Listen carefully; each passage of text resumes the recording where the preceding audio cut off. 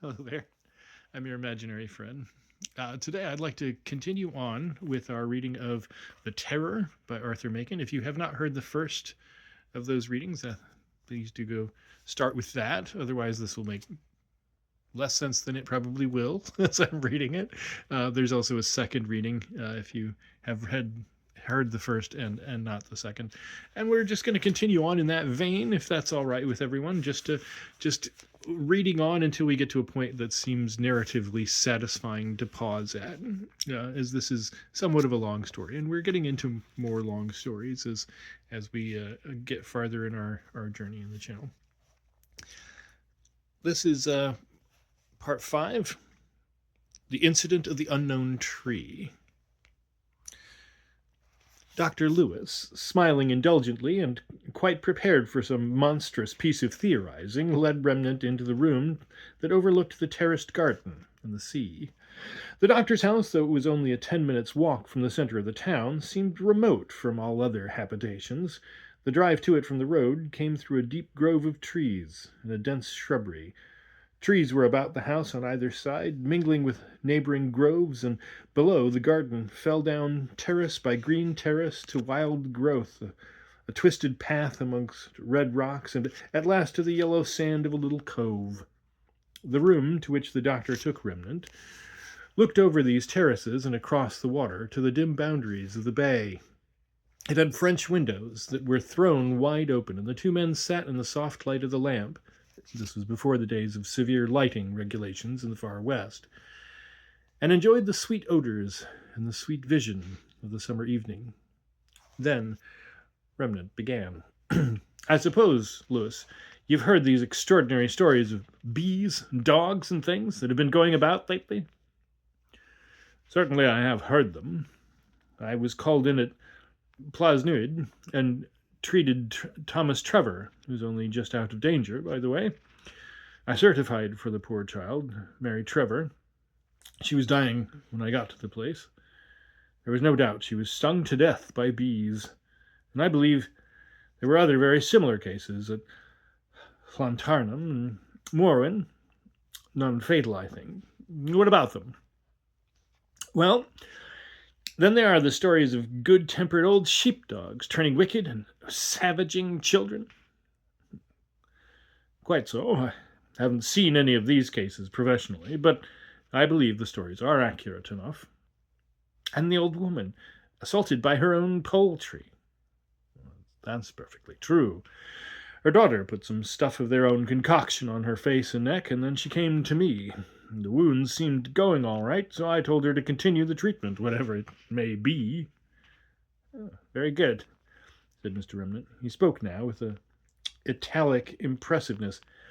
Don't you see the link between all this and the horrible things that have been happening around here for the last month? Lewis stared at Remnant in amazement. He lifted his red eyebrows and lowered them in a kind of scowl. His speech showed traces of his native accent. Great burning, he exclaimed. What on earth are you getting at now? It is madness. Do you mean to tell me that you think there is some connection between a swarm or two of bees that have turned nasty, a crossed dog, and a wicked old barn-door cock, and these poor people that have been pitched over the cliffs and hammered to death on the road? There's no sense in it, you know. I'm strongly inclined to believe that there is a great deal of sense in it, replied Remnant with extreme calmness. Look here, Lewis. I saw you grinning the other day at the club when I was telling the fellows that, in my opinion, all these outrages have been committed certainly by the Germans, but by some method of which we have no conception. But what I meant to say when I talked about inconceivables was just this, that the Williamses and the rest of them have been killed in some way that's not in theory at all, not in our theory, at all events, some way we've not contemplated, not thought of for an instant. Do you see my point? Well, in a sort of way. You mean there's an absolute originality in the method? I suppose that is so, but what next? Remnant seemed to hesitate, partly from a sense of the portentous nature of what he was about to say, partly from a sort of half unwillingness to part with so profound a secret. "Well," he said, "you will allow that we have two sets of phenomena of a very extraordinary kind occurring at the same time. Don't you think that it's only reasonable to connect the two sets with one another?"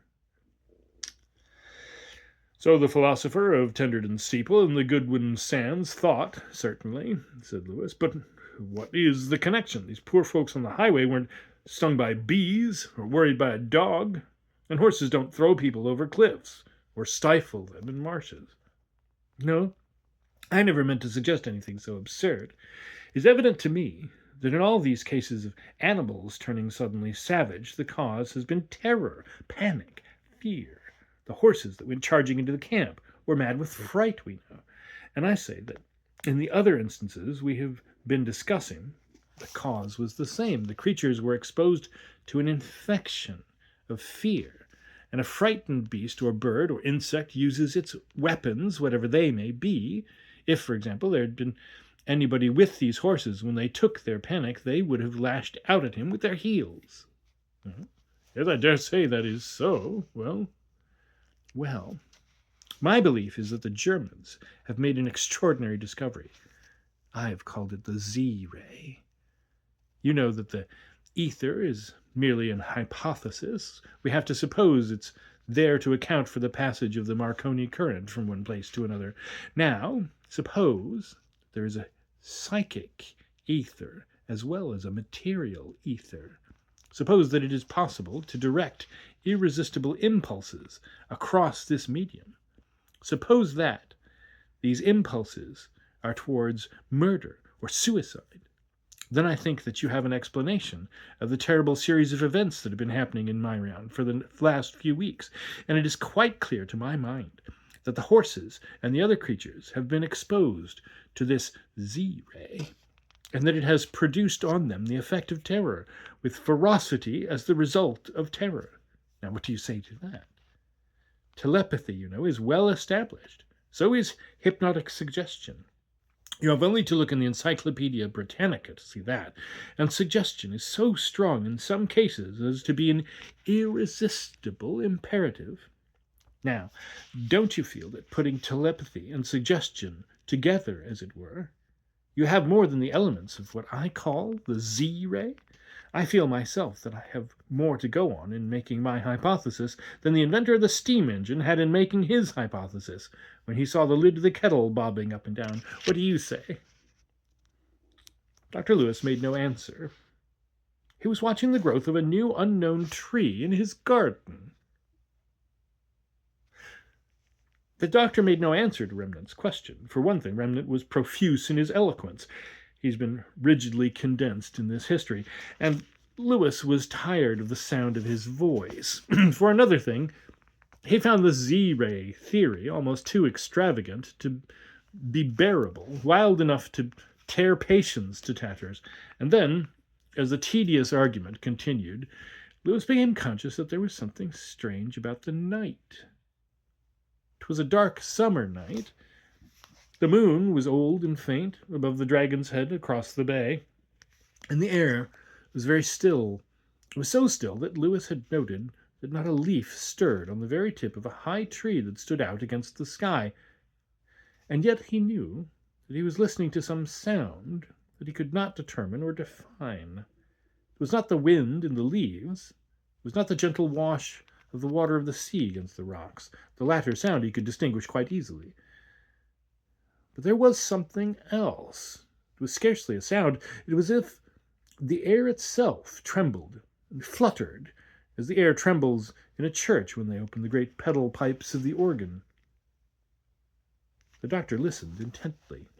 It was not an illusion.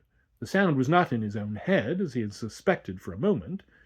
But for the life of him he could not make out whence it came, or what it was. He gazed down into the night over the terraces of his garden, now sweet with the scent of the flowers of the night, tried to peer over the tree-tops across the sea toward the Dragon's Head.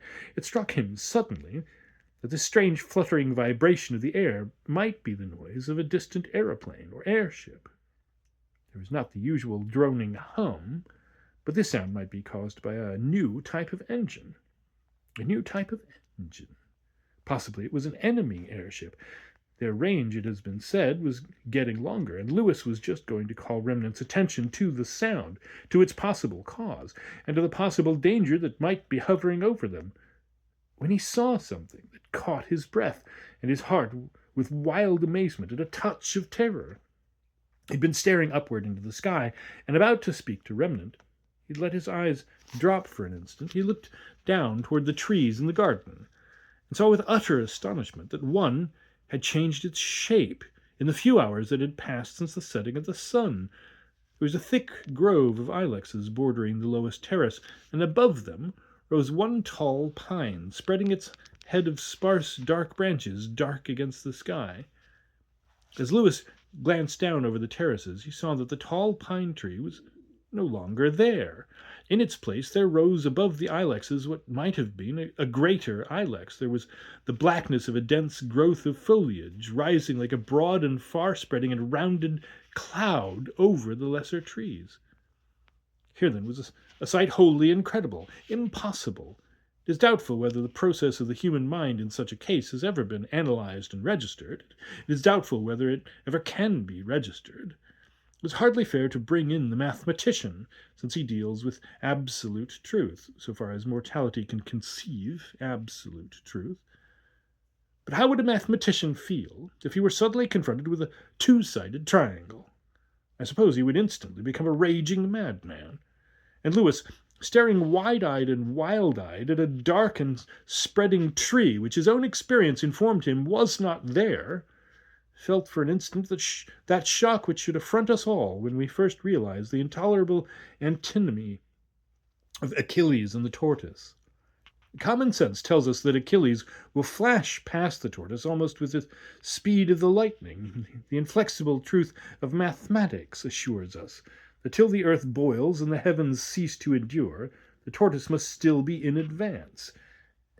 And thereupon we should in common decency go mad.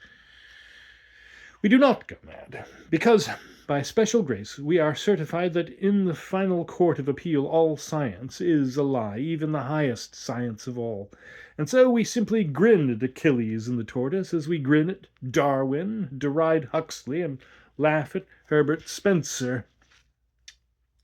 Dr. Lewis did not grin. He glared into the dimness of the night, at the great spreading tree that he knew could not be there. And as he gazed, he saw that what at first appeared the dense blackness of foliage was fretted and starred with wonderful appearances of light and colors.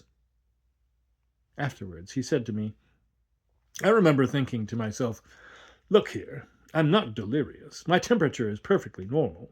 I'm not drunk. I only had a pint of Graves with my dinner over 3 hours ago. I've not eaten any poisonous fungus. I've not taken Anhelonium lewinii experimentally. Now then, what is happening? The night had gloomed over. Clouds obscured the faint moon and the misty stars. Lewis rose with some kind of warning and inhibiting gesture to Remnant, who he was conscious was gaping at him in astonishment. He walked to the open French window and took a pace forward onto the path outside and looked very intently at the dark shape of the tree down below the sloping garden, above the washing of the waves. He shaded the light of the lamp behind him by holding his hands on each side of his eyes. The mass of the tree that couldn't be there, stood out against the sky, but not so clearly now that the clouds had rolled up. Its edges, the limits of its leafage, were not so distinct. Lewis thought that he could detect some sort of quivering movement in it, though the air was at a dead calm. It was a night on which one might hold up a lighted match and watch it burn without any wavering or inclination of the flame. You know, said Lewis, how a bit of burnt paper will sometimes hang over the coals before it goes up the chimney, and little worms of fire will shoot through it. It was like that. If you should be standing some distance away, just threads and hairs of yellow light I saw, and specks and sparks of fire, and then a twinkling of a ruby no bigger than a pinpoint, and and a green wandering in the black, as if an emerald were crawling. Then little veins of deep blue. Woe is me, I said to myself in Welsh. What is all this colour and burning? And then, at that very moment, there came a thundering rap at the door of the room inside, and there was my man, telling me that I was wanted directly to go up at the Garth, as old Mr. Trevor Williams had been taken very bad. I knew his heart was not worth much, so I had to go off directly and leave Remnant to make what he could of it all.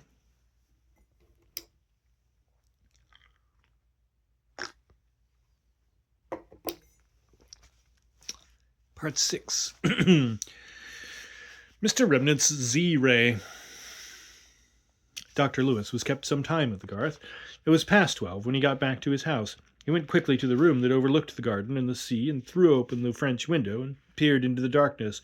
There, dim indeed against the dim sky, but unmistakable, was the tall pine, with its sparse branches, high above the dense growth of the ilex trees. The strange boughs which had amazed him had vanished.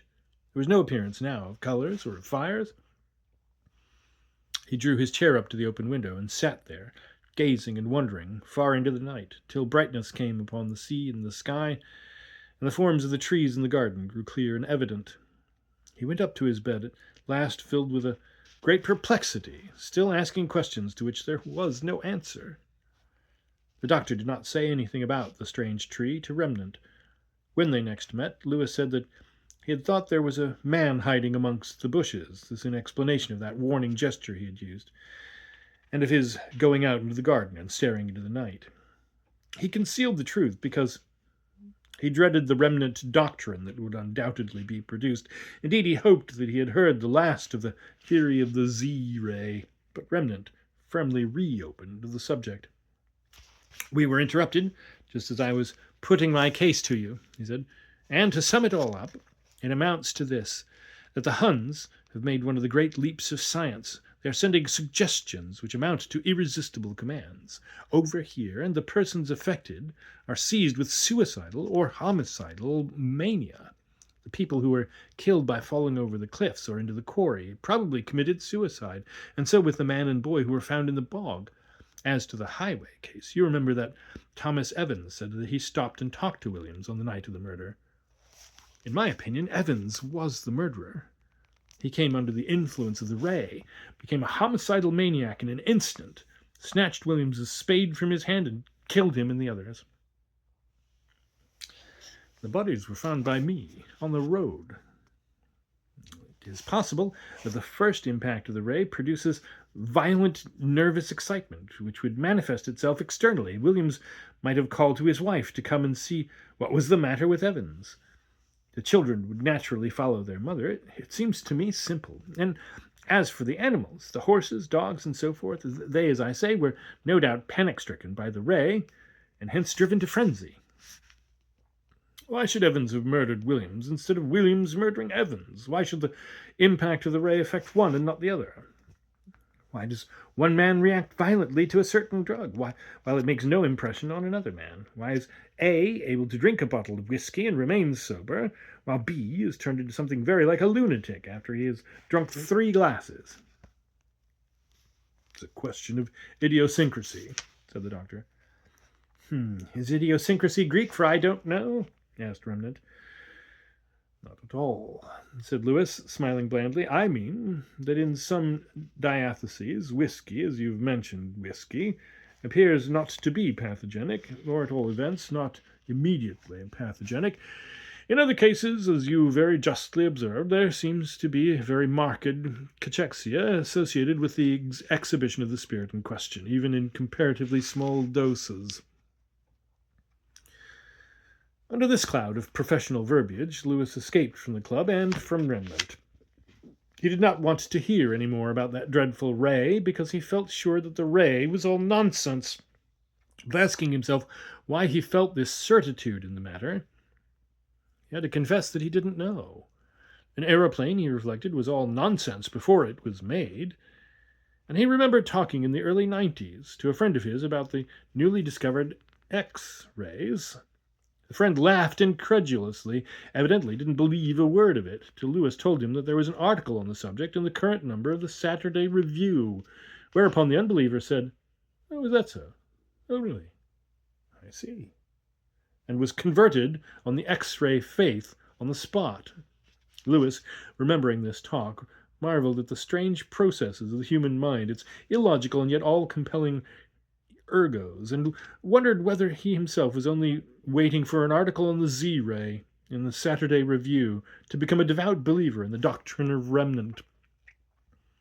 But he wondered with far more fervor as to the extraordinary thing he had seen in his own garden with his own eyes.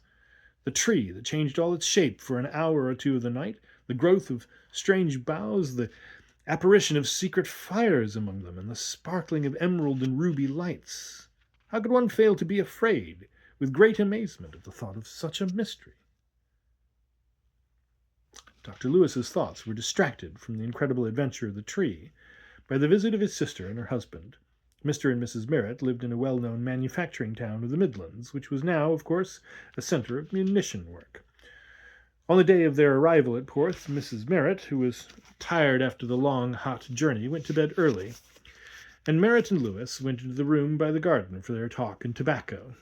They spoke of the year that had passed since their last meeting, of the weary dragging of the war, friends that had perished in it, of the hopelessness of an early ending of all this misery. Lewis said nothing of the terror that was on the land. One does not greet a tired man who has come to a quiet, sunny place for relief from black smoke and work and worry with a tale of horror. Indeed, the doctor saw that his brother-in-law looked far from well. He seemed jumpy.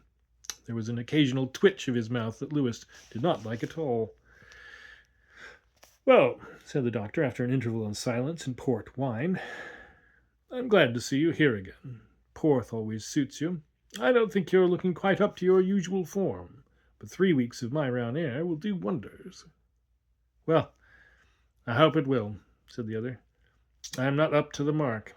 Things are not going well at Midlingham." "Business is all right, isn't it?" "Yes, business is all right, but there are other things that are all wrong. We're living under a reign of terror, it comes to that." "What on earth do you mean?" "Well, I suppose I may tell you what I know. It's not much. I didn't dare write it. But do you know that at every one of the munition works at Midlingham, and all about it, there's a guard of soldiers with drawn bayonets and loaded rifles day and night. Men with bombs, too, and machine guns at the big factories." "German spies?" "You don't want Lewis guns to fight spies with, nor bombs, nor a platoon of men. I woke up last night. It was the machine gun at Bennington's Army Motor Works, firing like fury, and then bang, bang, bang. That was the hand bombs." "What against?" "Nobody knows. Nobody knows what is happening," Merritt repeated, and he went on, but to describe the bewilderment and terror that hung like a cloud over the great industrial city in the Midlands, how the feeling of concealment, of some intolerable secret danger that must not be named, was worst of all. "A young fellow I know," he said, "was on short leave the other day from the front, and he spent it with his people at Belmont. That's about 4 miles out of Midlingham, you know. 'Thank God,' he said to me, 'I'm going back tomorrow. It's no good saying that the Wipers salient is nice, because it isn't, but it's a damn sight better than this. At the front, you know what you're up against, anyhow. At Midlingham, everyone has the feeling that we're up against something awful, and we don't know what. It's that makes people inclined to whisper. There's terror in the air." Merritt made a sort of picture of the great town cowering in its fear of an unknown danger. "People are afraid to go about alone at nights in the outskirts. They make up parties at the stations to go home together if it's anything like dark, or if there are any lonely bits on their way." "But why? I don't understand. What are they afraid of?"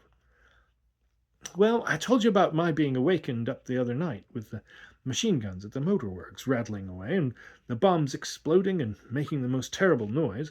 That sort of thing alarms one, you know. It's only natural."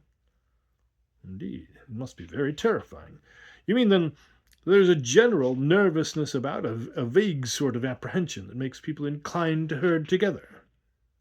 There's that, and there's more. People have gone out that have never come back. There were a couple of men in the train to Holme arguing about the quickest way to get to North End, sort of outlying part of Holme where they both lived. They argued all the way out of Midlingham, one saying that the high road was the quickest, though it was the longest way. It's the quickest because it's the cleanest going, he said. The other chap fancied a short cut across the fields by the canal. It's half the distance, he kept on. Yes, if you don't lose your way, said the other. Well, it appears they put an even half-crown on it, and each was to try his own way when they got out of the train. It was arranged that they were to meet at the wagon in North End. I shall be at the wagon first, said the man who believed in the short cut, and with that he climbed over the stile and made off across the fields. It wasn't late enough to be really dark, and a lot of them thought he might win the stakes. But he never turned up at the wagon, or anywhere else, for the matter of that. What happened to him? He was found lying on his back in the middle of a field, some way from the path. He was dead. The doctor said he'd been suffocated, and nobody knows how. Then there have been other cases. We whisper about them at Midlingham, but we're afraid to speak out. Lewis was ruminating all this profoundly. Terror in Myrion, and terror far away in the heart of England. But at Midlingham, so far as he could gather from these stories of soldiers on guard, of crackling machine guns, it was a case of an organized attack on the munitioning of the army. He felt that he did not know enough to warrant his deciding that the terror of Myrion and of Staffordshire were one. Then Merritt began again. There's a queer story going about, when the door's shut and the curtains drawn, that is, and it's to a place right out in the country over the other side of Midlingham, on the opposite side of Dunwich. They've built one of the new factories out there, a great red brick town of sheds, they tell me it is, with a tremendous chimney. It's not been finished more than a month or 6 weeks. They plumped it right in the middle of the fields, by the line, and they're building huts for the workers as fast as they can. But up to the present, the men are all billeted all about, up and down the line. About 200 yards from this place, there's an old footpath leading from the station and the main road up to a small hamlet on the hillside. Part of the way this path goes by a pretty large wood, most of it thick undergrowth. I should think there must be 20 acres of wood, more or less. As it happens, I used this path once long ago, and I can tell you it's a black place at nights. A man had to go this way one night. He got along all right till he came to the wood. And then he said his heart dropped out of his body. It was awful to hear the noises in that wood. Thousands of men were in it, he swears that. It was full of rustling and pattering of feet trying to go dainty, and the crack of dead boughs lying on the ground as someone trod on them, and swishing of the grass, and some sort of chattering speech going on. It sounded, so he said, as if the dead sat in their bones and talked. He ran for his life, anyhow, across fields, over hedges, through brooks. He must have run by his tale 10 miles out of his way before he got home to his wife, and beat at the door, and broke in, and bolted it behind him. There is something rather alarming about any wood at night, said Dr. Lewis. Merritt shrugged his shoulders. People say the Germans have landed, and that they're hiding in underground places all over the country.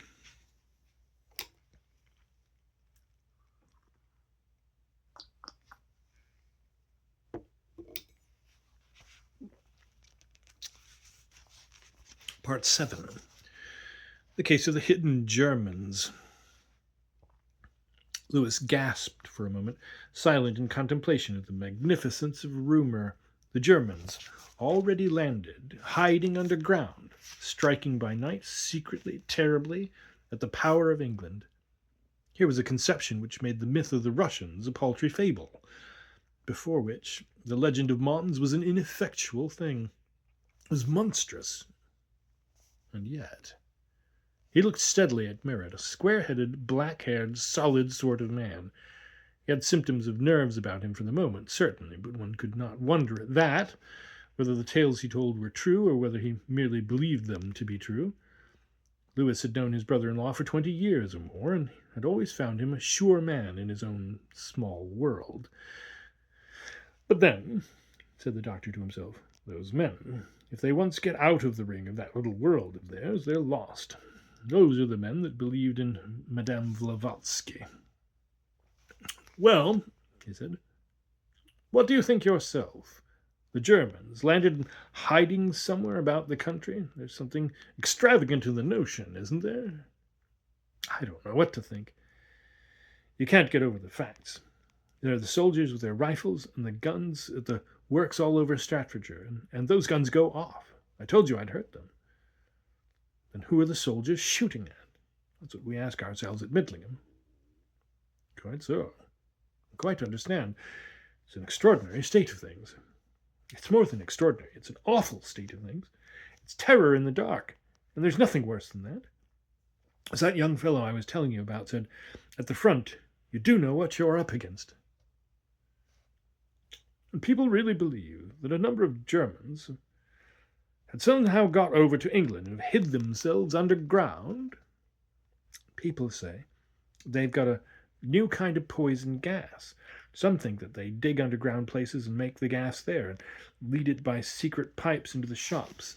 Others say that they throw gas bombs into the factories.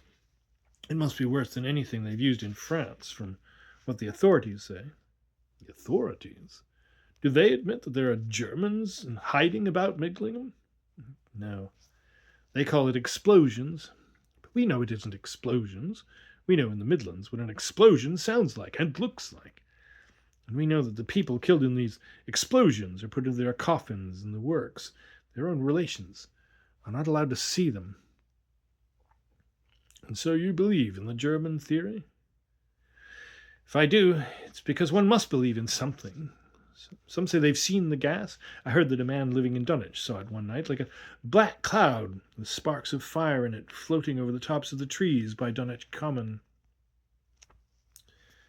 The light of an ineffable amazement came into Lewis's eyes. The night of Remnant's visit, the trembling vibration of the air, the dark tree that had grown in his garden since the setting of the sun, the strange leafage that was starred with burning, with emerald and ruby fires, and all vanished away when he returned from his visit to the garth.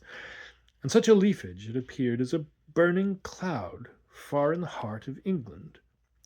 What intolerable mystery, what tremendous doom was signified in this? But one thing was clear and certain, that the terror of Myran was also the terror of the Midlands. Lewis made up his mind most firmly that, if possible, all of this should be kept from his brother-in-law. Merritt had come to Porth as a city of refuge from the horrors of Midlingham. If it could be managed, he should be spared the knowledge that the cloud of terror had gone before him and hung black over the western land. Lewis passed the port and said in an even voice, "Very strange indeed. A black cloud with sparks of fire. I can't answer for it, you know. It's only a rumor." "Just so. And you think, or you're inclined to think, that this and all the rest you've told me is to be put down to the hidden Germans? As I say, because one must think something." "Quite see your point. No doubt, if it's true, it's the most awful blow that has ever been dealt at any nation in the whole history of man. The enemy, established in our vitals. But is it possible, after all? How could it have been worked?" Merritt told Lewis how it had been worked, or rather, how people said it had been worked. The idea, he said, was that this was a part, and a most important part, of the great German plot to destroy England and the British Empire.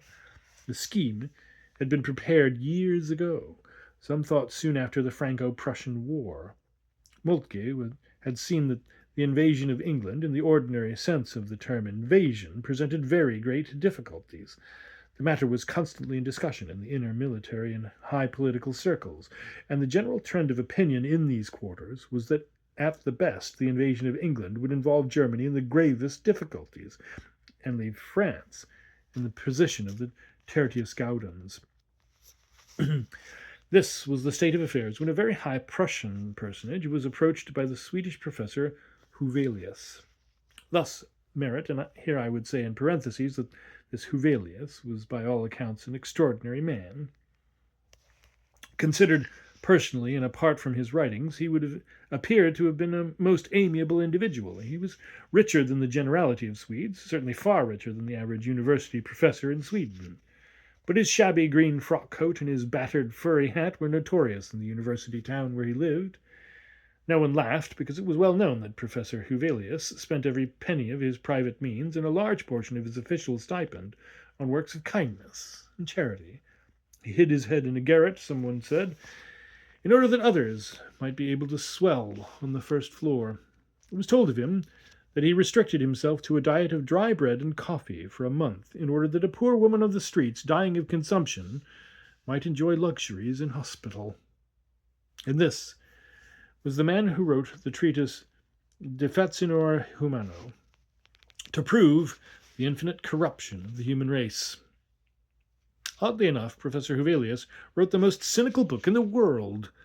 Hobbes preaches rosy sentimentalism in comparison with the very highest motives. He held that a very large part of human misery, misadventure, and sorrow was due to the false convention that the heart of man was naturally, and in the main, well disposed and kindly, if not exactly righteous. Murderers, thieves, assassins, violators, and all the host of the abominable, he says in one passage, are created by the false pretense and foolish credence of human virtue. A lion in a cage is a fierce beast indeed, but what will he be if we declare him to be a lamb and open the doors of his den? Who will be guilty of the deaths of the men, women, and children whom he will surely devour, save those who unlocked the cage? And he goes on to show that kings and the rulers of the peoples could decrease the sum of human misery to a vast extent by acting on the doctrine of human wickedness. War, he declares, which is one of the worst of evils, will always continue to exist, but a wise king will desire a brief war rather than a lengthy one, a short evil rather than a long evil.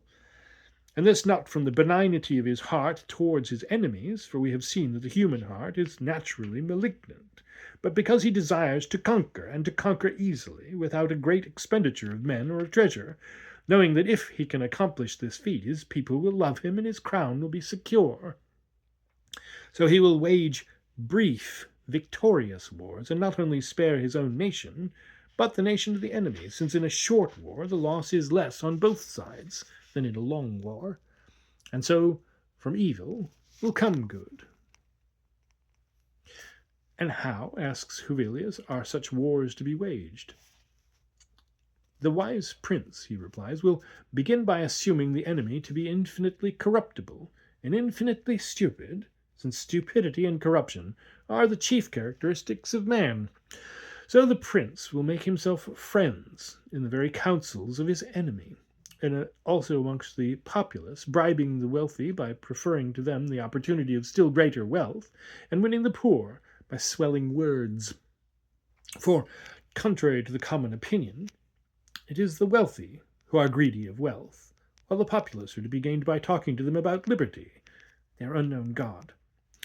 And so much are they enchanted by the words liberty, freedom, and such like, that the wise can go to the poor, rob them of what little they have, dismiss them with a hearty kick, and win their hearts and their votes forever, if only they will assure them that the treatment which they have received is called liberty.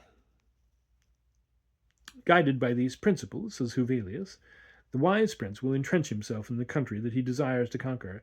Nay, with but little trouble, he may actually and literally throw his garrisons into the heart of the enemy country before war has begun. This is a long and tiresome parenthesis, but it is necessary as explaining the long tale which Merit told his brother-in-law, he having received it from some magnate of the Midlands who had travelled in Germany. It is probable that the story was suggested in the first place by the passage from Huvelius, which I have just quoted. Merit knew nothing of the real Huvelius, who was all but a saint. He thought of the Swedish professor as a monster of iniquity, worse, as he said, than Nietzsche, meaning, no doubt, Nietzsche. So he told the story of how Huvelius had sold his plan to the Germans, a plan for filling England with German soldiers. Land was to be bought in certain suitable and well-considered places. Englishmen were to be bought as the apparent owners of such land, and secret excavations were to be made till the country was literally undermined. A subterranean Germany, in fact, was to be dug under selected districts of England. There were to be great caverns, underground cities, well drained, well ventilated, supplied with water, and in those places vast stores both of food and of munitions were to be accumulated, year after year, till the day dawned. And then, warned in time, the secret garrison would leave shops, hotels, offices, villas, and vanish underground, ready to begin their work of bleeding England at the heart. That's what Henson told me, said Merritt at the end of his long story. Henson, head of the Buckley Iron and Steel Syndicate. He's been a lot in Germany. Well, said Lewis, of course it may be so. If it is so, it's terrible beyond words. Indeed, he found something horribly plausible in the story. It was an extraordinary plan, of course, an unheard-of scheme. But it did not seem impossible. It was the Trojan horse on a gigantic scale. Indeed, he reflected the story of the horse with the warriors concealed within it, which was dragged into the heart of Troy by the deluded Trojans themselves, might be taken as a prophetic parable of what had happened to England, if Henson's theory were well founded. And this theory certainly squared with one had heard of German preparations in Belgium and in France, emplacements for guns ready for the invader, German manufactories, which were really German forts on Belgian soil, the caverns by the Ain made ready for the cannon. Indeed, Lewis thought he remembered something about suspicious concrete tennis courts on the heights commanding London. But a German army, hidden under English ground, it was a thought to chill the stoutest heart. And it seemed, from that wonder of the burning tree, that the enemy mysteriously and terribly present at Midlingham was present also in Myrion. Lewis, thinking of the country as he knew it, of its wild and desolate hillsides, its deep woods, its wastes and solitary places, could not but confess that no more fit region could be found for the deadly enterprise of secret men.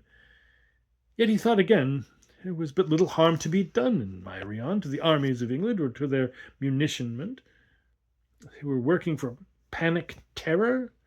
Possibly that might be so, but the camp under the highway, that should be their first object, and no harm had been done there.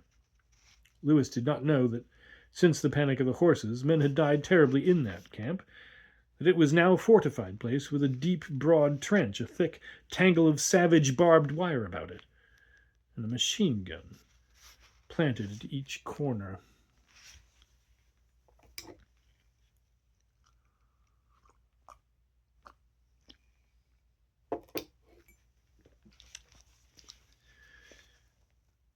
Part 8. What Mr. Merritt found. Mr. Merritt began to pick up his health and spirits a good deal.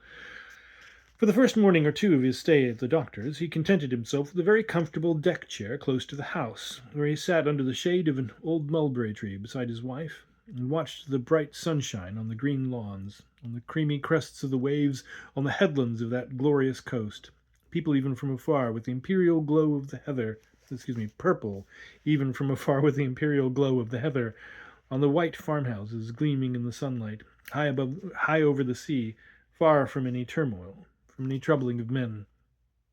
The sun was hot, but the wind breathed all the while gently, incessantly, from the east, and Merritt, who had come to this quiet place not only from dismay, but from the stifling and oily airs of the smoky Midland town, said that the east wind, pure and clear and like well water from the rock, was new life to him. He ate a capital dinner at the end of his first day at Porth, and took rosy views as to what they had been talking about the night before. He said to Lewis, no doubt there must be trouble of some sort, and perhaps bad trouble. Still, Kitchener would soon put it all right. So things went on very well. Merritt began to stroll about the garden, which was full of the comfortable spaces, groves, and surprises that only country gardens know. To the right of one of the terraces he found an arbor of summer house covered with white roses, and he was as pleased as if he had discovered the pole. He spent a whole day there, smoking and lounging and reading a rubbishly sensational story, and declared that the Devonshire roses had taken many years off his age. Then on the other side of the garden there was a filbert grove that he'd never explored on any of his former visits, and again there was a find. Deep in the shadow of filberts was a bubbling well issuing from rocks, and all manner of green dewy ferns growing about it and above it, and an angelica springing beside it. Merritt knelt on his knees and hollowed his hand and drank the well water.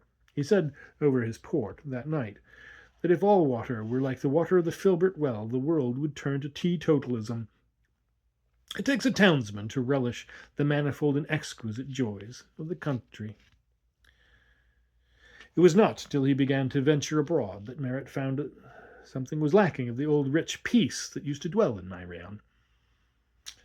He had a favorite walk, which he never neglected year after year. This walk led along the cliffs towards Myros, and then one could turn inland and return to Porth by deep winding lanes that went over the Alt.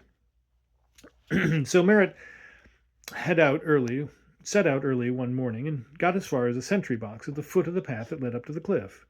There was a sentry pacing up and down in front of the box, and he called on Merritt to produce his pass or to turn back to the main road.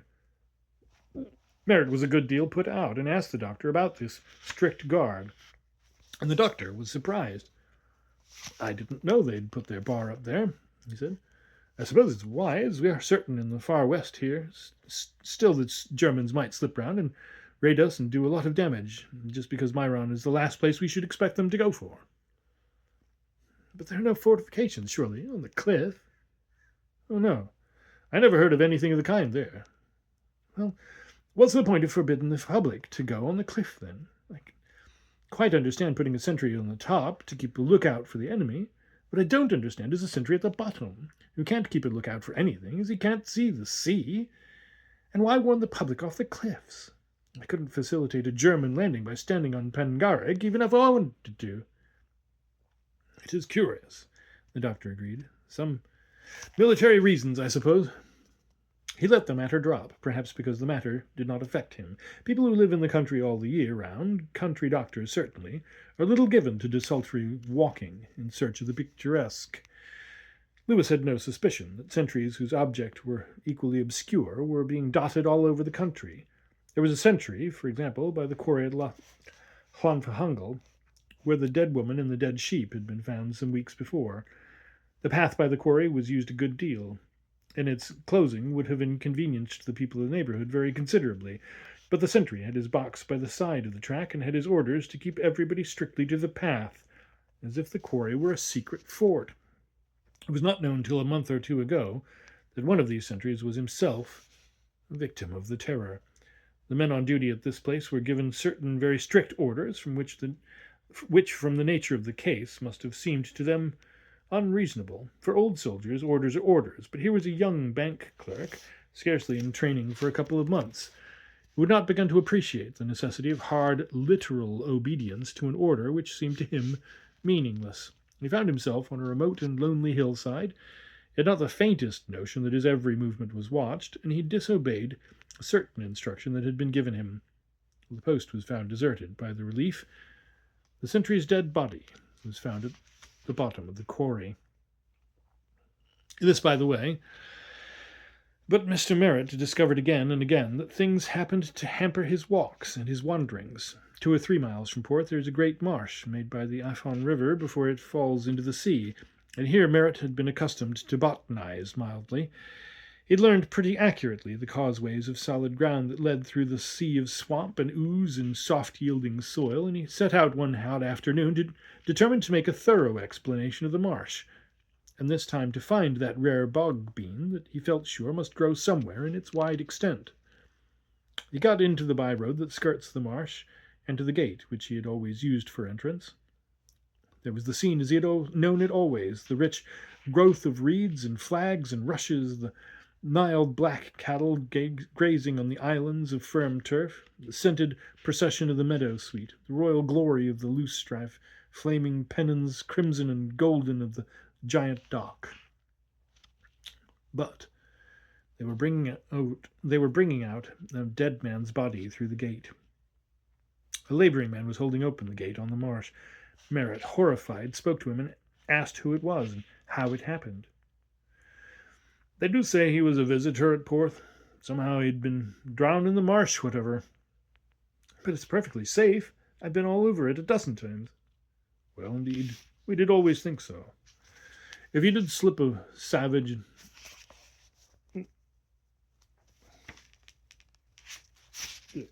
If you did slip by accident, like, and fall into the water, it was not so deep. It was easy enough to climb out again.